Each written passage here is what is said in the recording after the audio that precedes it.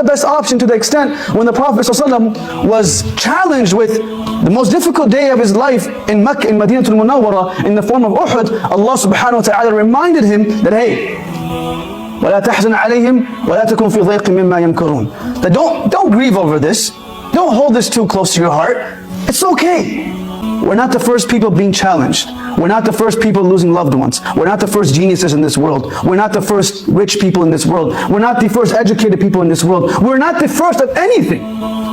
But rather, Allah has taught us through the lives of the prophets that this has been done before. And we sometimes feel a sense of arrogance, not because of what we have, but rather because we fail to realize that it's also been done before. And we should internalize the qualities of those people that did this before, so it can also keep us humble.